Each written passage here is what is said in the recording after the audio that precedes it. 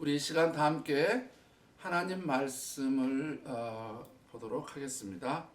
오늘 저희가 함께 나눌 말씀은 고린도전서 2장 9절 한 말씀이 되겠습니다.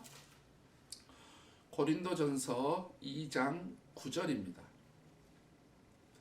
고린도전서 2장 9절 말씀, 신약성경 264페이지에 있는 고린도전서 2장 9절 말씀입니다. 고린도전서 2장 9절 말씀.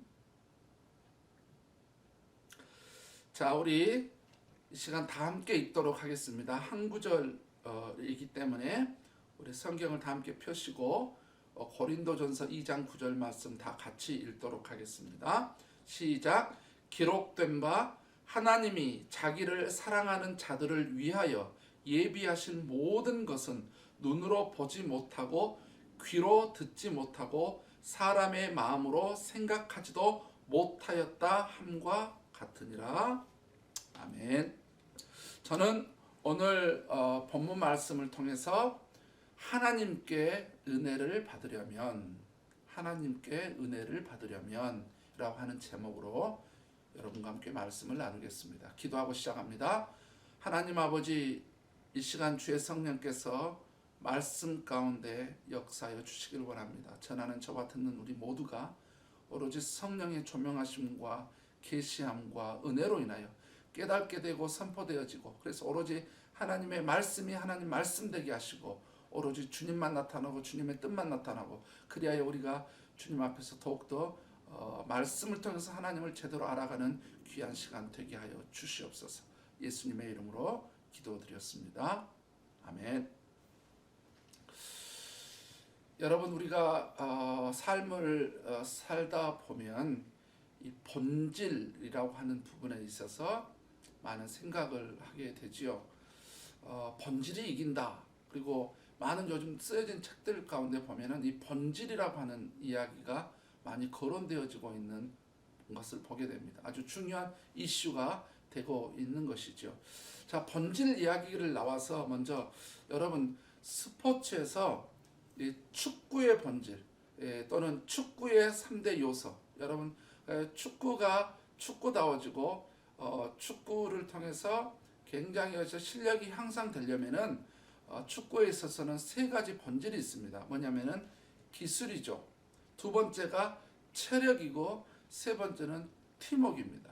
여러분, 팀워크도 좋고 체력도 좋은데 아무 기술이 없어요. 드리블하는 기술도 없고, 패스하는 기술도 없고, 킥하는 기술도 없어요. 기술이 없으면 어떻게 되겠습니까? 또한 기술이 아무리 좋다 해도 체력이 없으면 어떻게 되겠어요? 90분간을 뛰어야 되는데 10분밖에 뛰지 못하고 나서 지쳐버리면 어떻게 되겠습니까? 안 되잖아요. 그 다음에 팀워크이죠. 본인은 잘해요. 그리고 체력도 좋아요. 그런데 이 사람은 이 팀워크가 안 돼가지고 자기만 잘하고 다른 사람하고는 전혀 호흡이 안 돼요. 이런 축구는 요즘 세계에서 굉장히 하향 이렇게 추세가 되는 것이죠. 그러니까 축구의 본질에 있어서도 이 기술과 체력과 팀워크라고 하는 것이 있듯이, 여러분, 신앙에도 본질이 있습니다. 신앙에도 본질이 있죠. 여러분, 신앙에 있어서 가장 우선시되고 가장 중요한 본질은 도대체 그러면 무엇일까요? 도대체 신앙의 본질은 무엇일까요? 바로 그것은 하나님을 사랑하는 것이다. 하나님을 사랑하는 것이 신앙의 본질이다라고 말할 수 있을 것입니다. 자, 여기에 대해서 가장 구약의 위대한 선지자 모세와 그 다음에 신약시대의 가장 위대한 선지자라고 말할 수도 있는 우리 예수님을 통해서 이것이 이미 증명이 되어졌지요. 우리가 잘 알듯이 모세는 신명기 6장에서 뭐라고 했습니까? 마음을 다하고 성품을 다하고 뜻을 다하여 주 너의 하나님을 사랑하라. 오로지 하나님 한 분이시기 때문에 주 너의 하나님을 사랑하라. 이것이 신앙의 본질임을 모압 평지에서 이스라엘 백성들에게 선포를 했지요. 또한 신약시대에 들어와서 예수님께서 공생의 사역을 하고 계셨을 때 마태복음 22장에 나온 내용 아닙니까? 어느 율법학자가 와서 예수님을 테스팅합니다. 선생님, 많은 율법, 특별히 613개가 그때 당시에 있었는데 율법 가운데 가장 중요한 게 무엇입니까? 라고 물어보자 예수님께서 마음을 다하고 성품을 다하고 뜻을 다하여 주 너의 하나님을 사랑하라. 이것이 첫째 되는 계명이다. 가장 중요하고 가장 신앙의 본질이다라고 예수님께서 설명을 하셨지요. 여러분, 이렇듯이 신앙의 본질은 바로 모세를 통해서든 예수님을 통해서만 아니라 성경 전체를 통해서 볼 때 신앙의 본질은 하나님을 사랑하는 것이다 라고 하는 것에 대해서 누구 하나 이 말에 대해서 브레이크를 거는 사람이 없을 것입니다. 어떻습니까? 그렇다면 사랑하는 성도 여러분, 여러분은 하나님을 사랑하십니까? 하나님을 사랑하고 계십니까? 특별히 오늘 저희가 함께 이 말씀을 저희가 함께 나누면서 올해 우리 교회가 표어가 성수관입니까? 그래서 저는 우리 사랑하는 양무리 교회 지체들이 정말 올해만이 아니라 앞으로도 정말 하나님을 사랑하는 그 마음이 성숙되어지기를 소망하고 있습니다. 오늘 우리가 읽은 이 본문도 같은 맥락에서 그 의미를 찾아볼 수 있게 될 것입니다. 특별히 오늘 본문 말씀을 우리가 읽었는데요. 이 본문 말씀은 사도 바울이 고린도 교회 성도들에게 쓴 서신으로서 이사야 64장 4절 말씀을 인용하고 있는 겁니다. 이사야 64장 4절 말씀에 같은 내용이 나오거든요. 이 말씀의 내용이 뭡니까? 바로 하나님께서는 당신을 사랑하는, 하나님을 사랑하는 자들을 위해서 예비해 주신 놀라운 은혜들이 있는데 그 은혜가 뭐냐? 눈으로도 보지도 못하고 귀로도 들어보지도 못하고 마음으로도 깨닫지 못하는 놀라운 하나님의 독특한 은혜를 주시는데 누구에게 주시느냐? 하나님을 사랑하는 자들에게만 그 특별하고 놀라운 은혜를 주신다라고 하는 내용이지 않습니까? 자, 그렇다면 오늘 우리가 이 본문에서 잘 눈여겨봐야 될 게 뭐냐면은, 그렇다면 하나님께서 당신을 사랑하는 자들을 위해서 예비한 이렇게 놀랍고도 신비하고도 특별한 은혜를 받으려면 하나님이 어떤 분인지를 제대로 알아야 됩니다. 하나님이 어떤 분인지를 제대로 알아야 하나님께 은혜를 받을 수 있는 것입니다. 그래서 오늘 저는 오늘 본문 말씀을 통해서 하나님이 어떤 분인지 그 세 가지를 여러분들에게 알려드리고자 하는 것입니다. 첫 번째, 오늘 본문에서 우리가 알아야 될 하나님은 감찰하시는 하나님이십니다. 감찰하시는 하나님. 이것을 히브리어로 여호와 로이라고 이렇게 말할 수 있을 것입니다. 자, 오늘 말씀을 보면 어떻게 되어 있습니까? 오늘 말씀이 이렇게 시작된 게 기록된 바 하나님이 자기를 사랑하는 자들을 이렇게 시작하죠. 하나님은 자기를 사랑하는 자들을, 우리 하나님은 감찰하시는 하나님이십니다. 우리의 행위뿐만 아니라 우리의 마음까지도, 모두 마음까지도, 저 깊은 속에 있는 마음까지도 모두 감찰하시는 여호와 로이 하나님이시죠. 이와 관련해서 우리의 마음을, 우리의 삶을 감찰하신다라고 하는 말씀이 제가 연구를 하고 찾아보니까 어마어마합니다. 그 중에 제가 몇 가지를 한번 말씀을 드려보겠습니다. 창세기 16장 13절을 보면 하갈이 자기에게 이르신 여호와의 이름을 나를 살피시는 하나님이라 하였으니 이는 내가 어떻게 여기서 나를 살피시는 하나님을 배웠는고 함이라. 여기서 나를 살피시는 하나님, 이게 바로 히브리어로 여호와 로이로 되어 있다라고 하는 것이지요. 시편 33편 13절에서도 이렇게 말하고 있습니다. 여호와께서 하늘에서 굽어보사 모든 인생을 살피시며, 이렇게 기록이 되어 있습니다.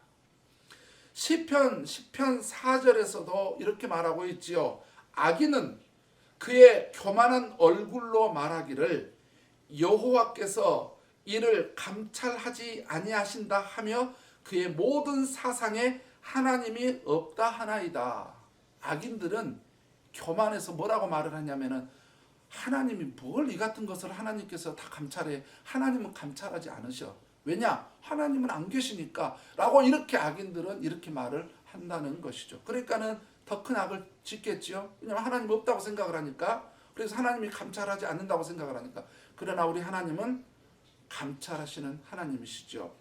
잠언 16장 2절에서도 이렇게 말하고 있습니다. 사람의 행위가 자기 보기에는 모두 깨끗하여도 여호와는 심령을 감찰하시느니라. 이와 거의 비슷한 말씀이죠. 잠언 21장 2절에서도 사람의 행위가 자기 보기에는 모두 정직하여도 여호와는 마음을 감찰하시느니라. 이렇게 기록이 되어 있습니다. 자, 역대하 16장 9절에서도 이와 같은 말씀이 있습니다. 여호와의 눈은 온 땅을 두루 감찰하사 전심으로 자기에게 향하는 자들을 위하여 능력을 베푸시나니. 사무엘상 16장 7절 말씀이죠. 이 말씀의 배경이 뭔지 아시지 않습니까? 사무엘이 이제 왕을 고르기 시작합니다. 왜냐하면 사울이라고 하는 왕이 이제 폐위가 되고 하나님이 버리셨기 때문에 새로운 왕을, 이새의 아들들 중에서 새로운 왕을 뽑으려고 하는데 사무엘이 이제 자꾸 사람을 외모로 보려고 하는 거예요. 그때 주님께서 사무엘에게 말씀한 겁니다. 뭐라고 말합니까? 내가 보는 것은 사람과 같지 아니하니 사람은 외모를 보거니와 나 여호와는 중심을 보느니라. 이렇게 말씀하셨어요. 우리 예수님은 어떠셨을까요? 우리 예수님은 이 땅에 공생의 사역을 하시면서 사람들의 행위와 마음과 모든 것을 감찰하셨을까요? 맞습니다. 마가복음 2장 8절을 보면 이런 말씀이 있어요. 그들이 속으로 이렇게 생각하시는 줄을 예수께서 곧 중심을 아시고 이르시되 어찌하여 이것을 마음에 생각하느냐. 이때 율법 여기 종교 지도자들이 깜짝 놀랐어요. 왜냐하면은 자기들이 말을 한 것도 아니고 어떤 액션을 취한 것도 아니고 속으로만 생각했던 거거든요. 마음 속으로만 어떤 생각을 하고 있었는데 예수님께서 딱 그 마음의 속을 다 들여다보시고 어찌하여 이것을 마음에 생각하느냐. 예수님 어떤 분이시라는 거예요. 마음의 중심까지 생각까지 다 감찰하고 꿰뚫어보고 계시는 우리 하나님이 바로 우리 예수님 아니십니까? 우리가 너무나 잘 알듯이 누가복음 그 7장에 보면 어떤 내용이 나옵니까? 아주 죄가 많은 한 여인이 있었어요.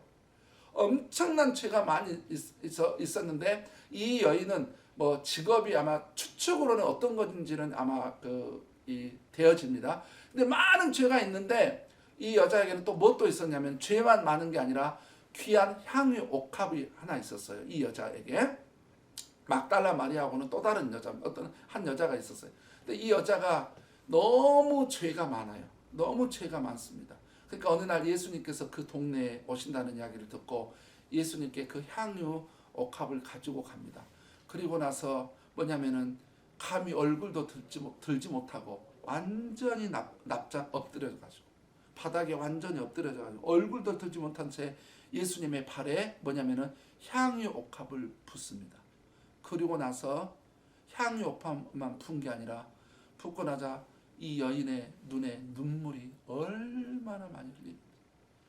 눈물 그냥 펑펑 흘립니다. 향유 옥합만 부은 게 아니라 눈물이 그 예수님의 발을 적시고 예수님의 아주 발을 다 이렇게 뒤덮습니다. 눈물이. 그러니까는 눈물을 흘려서 예수님 발이 이렇게 적셔지니까 이 여인이 자기 머리카락으로 머리털로 예수님의 발을 닦습니다. 그러면서 엄청나게 펑펑 웁니다. 이 모습을 보고 예수님께서 47절에 이렇게 말씀하셨어요.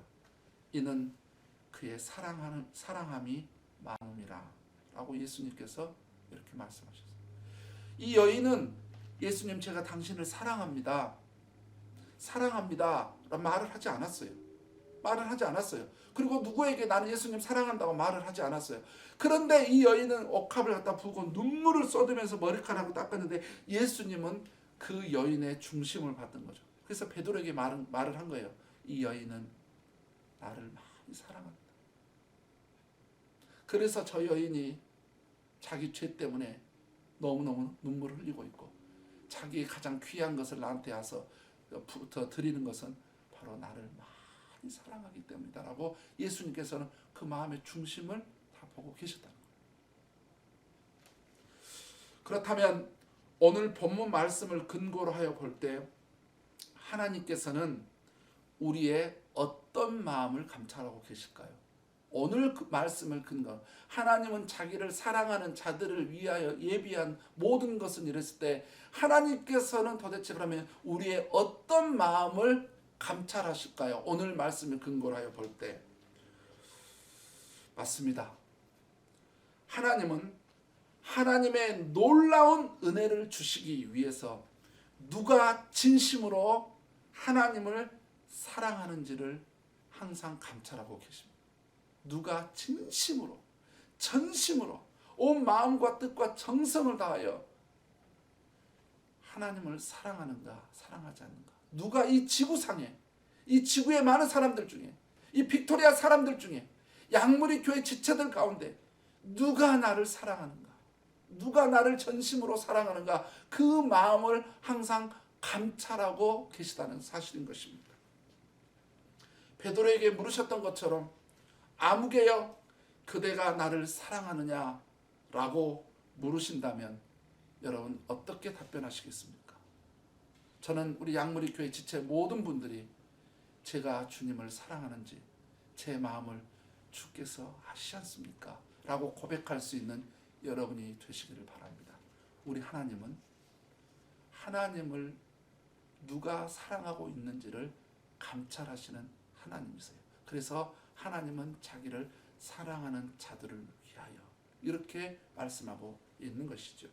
자, 오늘 본문 말씀에서 우리가 하나님께 은혜를 받으려면 하나님이 어떤 분인지를 제대로 알아야 되는데 오늘 본문에서 두 번째로 등장하는 하나님은 어떤 하나님이냐면 예비하시는 하나님이십니다. 예비하시는 하나님, 바로 히브리어로 여호와 이레 하나님이라고 말할 수 있겠죠. 하나님이 자기를 사랑하는 자들을 위하여 예비하신 모든 것은 이렇게 되어 있죠. 영어로 what God has prepared 이렇게 되어 있습니다. 우리 하나님은 당신을 사랑하는 자들을 감찰하시는 여호와 로이 하나님만이 아니라 당신을 사랑하는 자들에게 상상할 수 없는 은혜를 주시려고 은혜의 선물을 예비하시는 여호와 이레의 하나님이시라는 사실인 것입니다. 그래서 찬양에도 이런 찬양이 있잖아요. 주님 내 길 예비하시니 나 기뻐합니다. 주님 내 길 예비하시니 나 기뻐합니다. 여호와 이레 여호와 이레 주님 내 길 예비하시니 여호와 이레 이런 찬양 있잖아요. 정말로 우리 하나님은 미리 준비하신, 즉 미리 예비하신 우리 하나님이실까요? 진짜 하나님을 사랑하는 자들을 위해서 미리 예비하신, 미리 준비하신 그런 하나님이실까요? 자, 이 말씀도 이 관련된 말씀도 신구약에 많은 말씀이 있는데 먼저 제가 구약의 이 사건부터 한번 살펴보겠습니다. 여러분, 이삭을 하나님께 아브라함에게 이삭을 산 제물로 모리아산에서 산 제물로 드리라 했어요. 근데 드리러 갔더니 하나님께서 나중에 이삭을 드리러 했던 하나님이 스톱 하지마 그러고 보니까는 옆에 뭐가 있었습니까? 순양이 있었잖아요. 그래서 그때 아브라함이 여호와 이레 하나님이라고 그렇게 했잖아요. 최초로 등장을 하잖아요. 바로 순양을 예비하신 하나님. 여러분, 이스라엘 백성들이 광야를 지나가야 되기 때문에 40년 동안 광야를 지나야 되기 때문에 만나와 물을 항상 예비해 주셔서 그들이 굶어 죽거나 목말라 죽지 않도록 예비해 주셨던 우리 하나님. 룻을 위해 멋진 남편 보아스를 예비하신 우리 하나님. 솔로몬을 위해 아버지 다윗을 통해서 성전의 모든 기물을 예비케 하신 우리 하나님. 요나가 분명히 물에 던져질 걸 아시기에 요나서 1장에 보니까 말해서 하나님이 물고기를 예비하사 미리 물고기를 가서 그 밑에 가고 입을 벌리고 있게 해서 요나가 던져지니까 요나를 삼켜서 물속에서 죽지 않도록 물고기를 예비하셨던 우리 하나님. 그래서 시편 65편 9절은 이렇게 말씀하고 있죠. 땅을 돌보사 물을 대어 심히 윤택하게 하시며 하나님의 강에 물이 가득하게 하시고 이같이 땅을 예비하신 후에 그들에게 곡식을 주시나이다. 땅을 예비하신 후에 우리 하나님. 신약에서도 여러분 많은 사건을 살펴볼 수 있습니다. 예수님께서 예루살렘 성을 입성을 하실 때 예수님은 뭐라 했습니까? 어디 가면 아무도 타지 않은 나귀 새끼가 있을 것이다. 가서 주가 쓰시겠다고 갖고 오면 된다 해가지고 주님의 제자들이 갔더니 미리 주님께서 예비를 해 놓으셨잖아요. 여러분 최후의 만찬을 위해서 미리 다락방을 예비해 주셨어요. 그래서 제자들에게 너희가 성내로 들어가면 그때 물동이를 이고 가는 여인이 있을 것이다. 그 여인에게 오늘 주님께서 너희 집에서 최후의 만찬을 하기를 원한다 라고 이야기를 했더니 하나님께서 이미 그 여인의 마음을 예비시켜 놓으셔가지고 최후의 만찬을 했잖아요. 그 여인이 누굽니까? 마가의 어머니, 바로 마리아의 아닙니까? 마가의 어머니 아닙니까? 바나바의 누나의 집이었던 것이죠. 여러분 예수님의 공생의 사역을 위해서 여러분 어떻습니까? 침례 요한을 통해서 주의 길을 미리 또 예비시켰잖아요. 그래서 이 침례 요한은 뭡니까? 주의 길을 예비하라고 보낸 선지자다 그랬잖아요. 보세요. 주님의 길을 미리 예비시키신 우리 하나님. 사도 바울의 유럽 선교를 위해서 루디아를 미리 예비시켜 놓으셨던 우리 하나님. 바울이 이방 선교를 잘하기 위해서 바나바와 같은, 그다음에 브리스길라와 아굴라와 같은 디모데와 그다음에 아굴라 또는 아볼로 또는 실라와 같은 이렇게 정말 하나님께서 좋은 동역자들을 예비시켜 주신 우리 하나님. 그래서 시편 23편 1, 2절 말씀에게는 우리에게 더욱더 큰 소망이 있죠. 우리가 잘 알고 있는 말씀. 여호와는 나의 목자시니 내게 부족함이 없으시로다. 그가 나를 푸른 초장에 누이시며 쉴만한 물가로 인도하시는도다. 우리를 위해서 푸른 초장 그리고 쉴만한 물가를 항상 예비해 놓으신 우리 하나님. 그렇다면 오늘 본문 말씀을 통해 볼 때 하나님께서는 어떤 사람에게 도대체 누구를 위해 이 상상할 수 없는 이 놀라운 은혜를 예비시켜 주셨냐는 것입니다.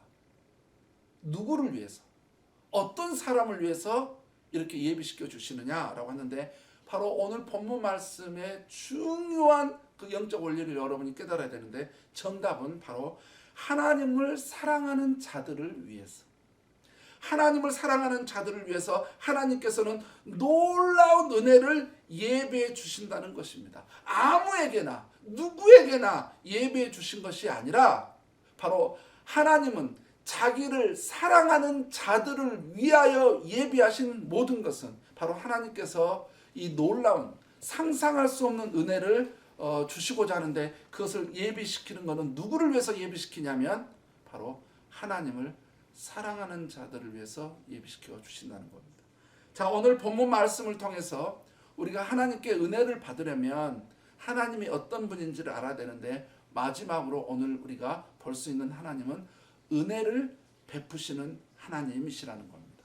은혜를 베푸시는 하나님. 이것을 히브리어로 여호와 헤세드라고 말할 수 있습니다. 헤세드가 은혜지 않습니까? 여호와 헤세드라고 말할 수 있습니다. 자, 오늘 말씀에 보는 것처럼 뭐라 했습니까? 눈으로 보지 못하고 귀로도 듣지 못하고 사람의 마음으로 생각하지 못하였다 함과 같으니라. 이것을 하나로 딱 총체적으로 하나로 묶어버리면 뭡니까?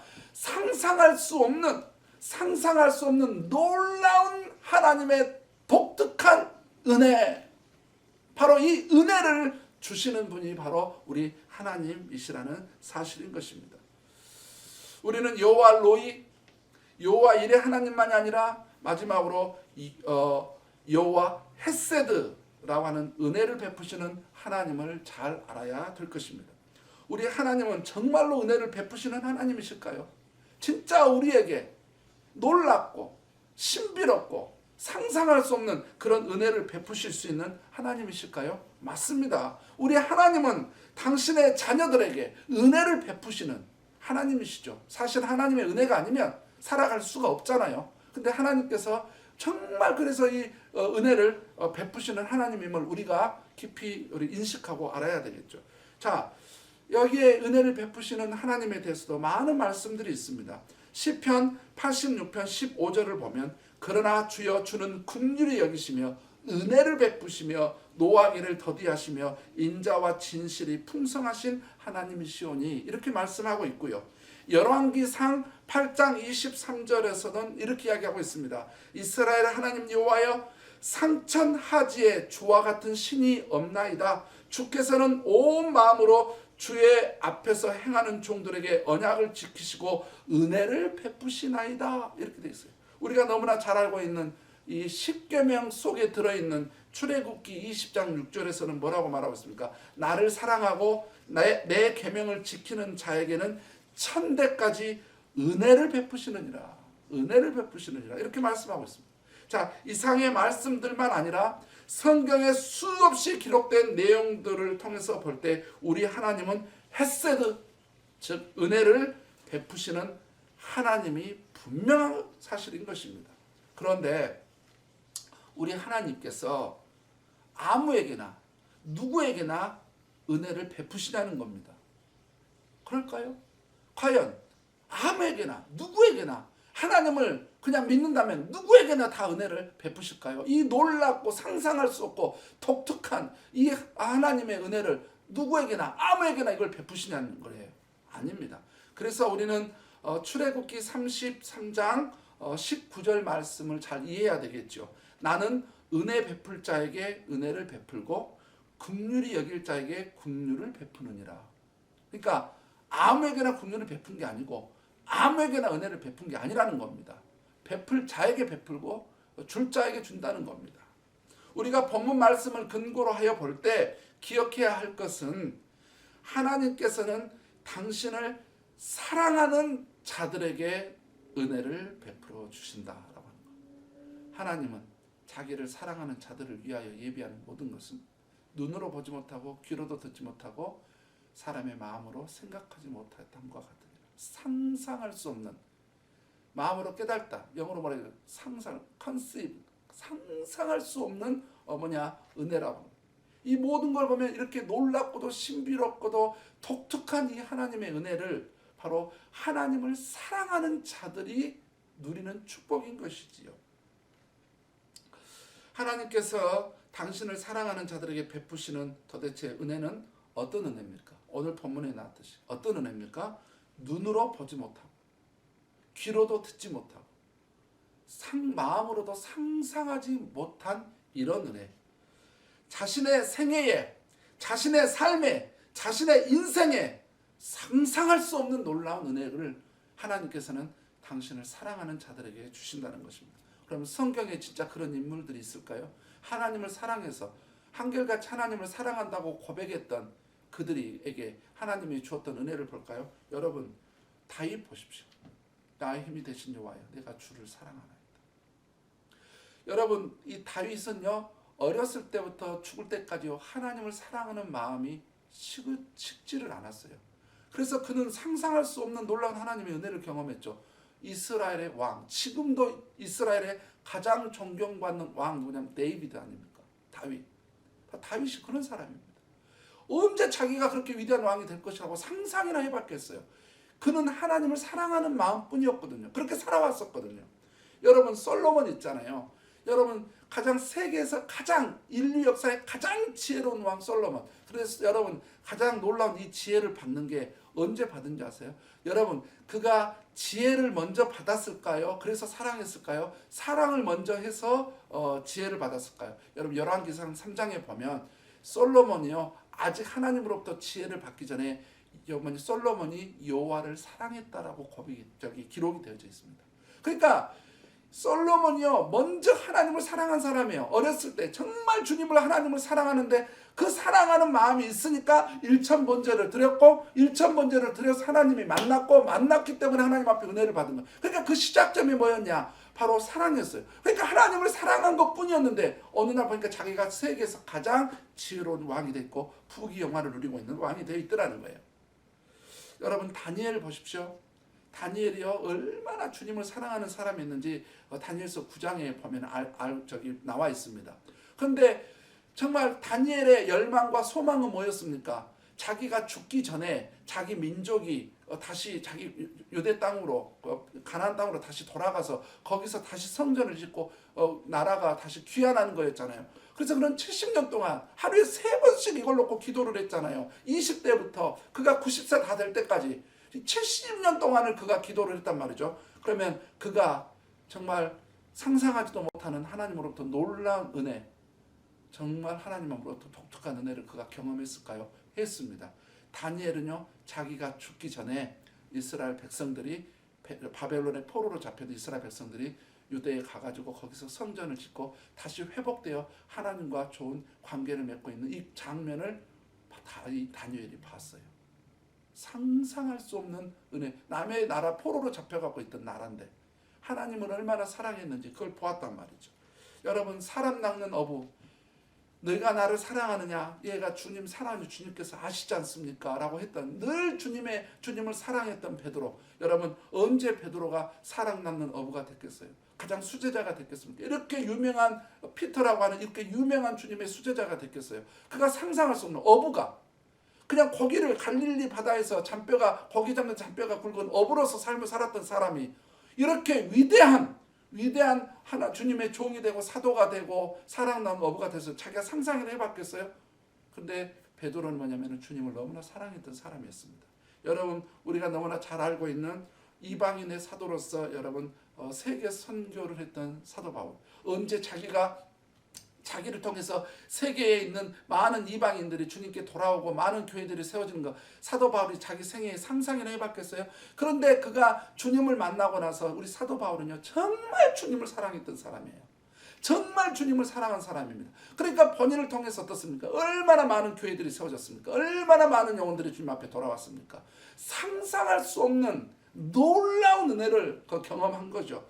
그러니까 다윗이나 솔로몬이나 다니엘이나 베드로나 바울 또 성경에 있는 많은 인물을 보더라도 여러분 하나님을 사랑하는 자들에게는 이런 놀라운 하나님의 은혜가 있다라고 하는 것을 우리는 기억해야 됩니다. 왜냐하면 하나님께서는 은혜를 베푸시는 하나님이신데 바로 당신을 사랑하는 자에게 이렇게 놀랍고 크고 위대한 특별한 은혜를 베푸시는 하나님이라는 사실을 우리가 절대로 잊어서는 안 될 것입니다. 말씀의 결론을 맺겠습니다. 오늘 우리는 본문 말씀에서 하나님께서 어떤 분인지를 배웠습니다. 자, 복습을 하자면 이거죠. 하나님은 당신을 사랑하는 자들을 감찰하시는 하나님이시다. 또한 하나님은 뭐냐면은 당신을 사랑하는 자들을 위해서 은혜의 선물을 준비하고 예비하시는 하나님이시다. 오늘 본문에서 우리는 또 알아야 될 게 뭐냐면 하나님께서는 당신을 사랑하는 자들을 위해서 정말 독특하고 놀랍고 신비로운 정말 은혜를 베푸시는 하나님이라고 하는 사실을 우리가 듣게 됐습니다. 자, 그렇다면 우리가 하나님을 사랑한다는 증거는 무엇일까요? 하나님을 사랑한다, 사랑하지 않는다라고 하는 그 기준, 그 근거가 무엇일까요?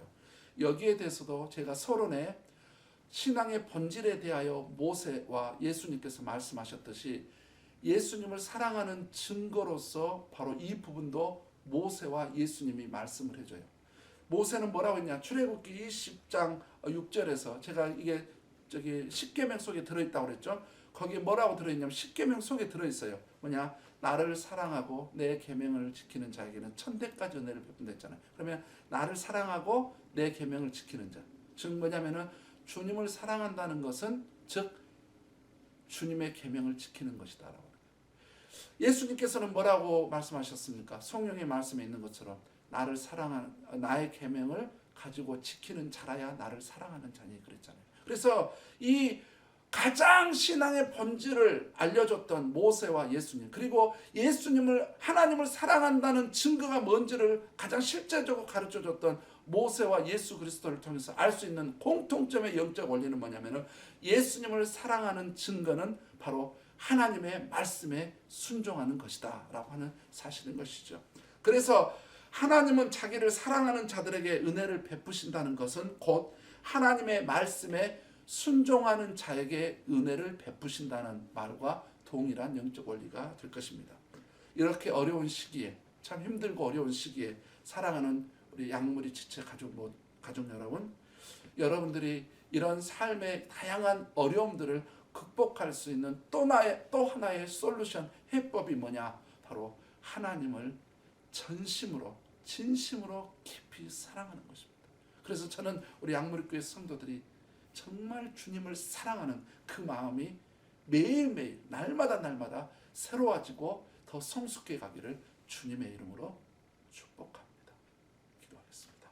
아버지 하나님 감사합니다. 오늘 귀한 말씀을 통해서 주님을 사랑하는 그 마음과 그 자세와 태도가 우리에게 어떤 의미가 있는지, 또 이것과 관련해서 우리 하나님은 어떤 분이신지, 하나님께서는 어떤 사람에게 은혜를 베푸시는지를 말씀을 통해서 배웠습니다. 이 말씀이 우리의 말씀이 되게 하시고 우리의 삶이 되게 하여 주시옵소서. 예수님의 이름으로 기도드렸습니다.